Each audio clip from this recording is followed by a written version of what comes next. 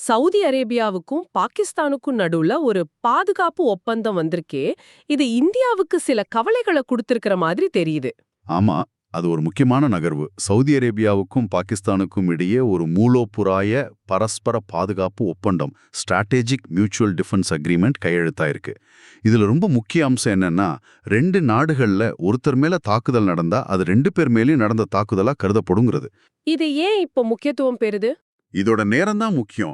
இது எப்போ கையெழுத்தாச்சுன்னா, ஏப்ரல் 2025ல நடந்த பஹல்காம் தாக்குதல், அதை தொடர்ந்து இந்தியா பாகிஸ்தான் இடையே ராணுவ ரீதியா பதட்டம் அதிகரிச்ச சூழல்ல இது நடந்திருக்கு. அந்த பதட்டத்துக்கு பிறகு பாகிஸ்தானை உலக அளவுல தனிமைப்படுத்த இந்தியா ஆபரேஷன் சிந்தூர்னு சில ராஜதந்திர முயற்சிகள் எடுத்தது. அதுக்கு ஒரு களவான வெற்றி தான் கிடைச்சது.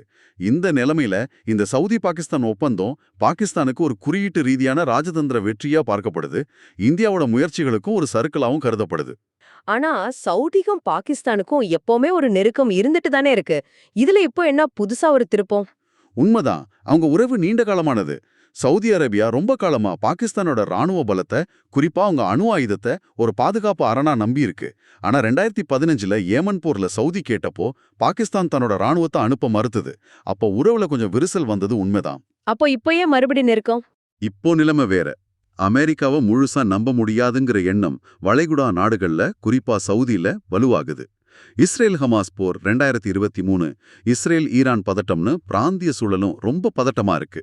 இந்த நிலைமையில சவுதி தன்னோட பாதுகாப்பு கூட்டணிகளை மறுபரிசீலனை செய்யுது, மாற்றி அமைக்குது. இது ஒரு வகையில அவங்களோட பழைய நிலைக்கே திரும்புற மாதிரி. அதாவது சுன்னி முஸ்லிம் ஒற்றுமை, சித்தாந்த பிணைப்பு, ராணுவ கணக்குகள் இதெல்லாம் மறுபடியும் முக்கியத்துவம் பெறுது. இதனால பரந்த அளவுல, குறிப்பா மேற்காசியாவுல என்ன புவிசார அரசியல் மாற்றங்கள் ஏற்படலாம்? இந்தியாவோட நலன்கள் பாதிக்கப்படுமா? இது மேற்கு ஆசியாவுல மாறிட்டு வர்ற உத்திசார சமன்பாடுகளை காட்டுது. சவுதி அரேபியா ஒரு வகையில இந்தியாவை போலவே தன்னோட முடிவுகளை தானே எடுக்கணும், ஸ்ட்ராட்டஜிக் ஆட்டோனோமி, ஒரே நாட்டை நம்பி இல்லாம பல உலக சக்திகளோட உறவு வச்சுக்கணும், மல்டி போலாரிட்டின்னு முயற்சி பண்ணுது. ஆனா அவங்க எடுக்கிற முடிவுகள், அவங்க தேர்ந்தெடுக்கிற கூட்டாளிகள் எப்பவுமே இந்திய நலன்களுக்கு சாதகமா இருக்கும்னு நம்ம எதிர்பார்க்க முடியாது. சில சமயம் அது நம்ம நலன்களுக்கு எதிராகவும் போகலாம். அப்போ இந்த ஒப்பந்தத்திலிருந்து இந்தியா என்ன பாடம் கத்துக்கணும்? இது ஒரு பெரிய அச்சுறுத்தலா இல்ல ஒரு எச்சரிக்கை மணியா? இது இந்தியாவுக்கு ஒரு உடனடி இருத்தலியல் அச்சுறுத்தல் இல்ல. ஆனா இது ஒரு முக்கியமான எச்சரிக்கை மணிதான்.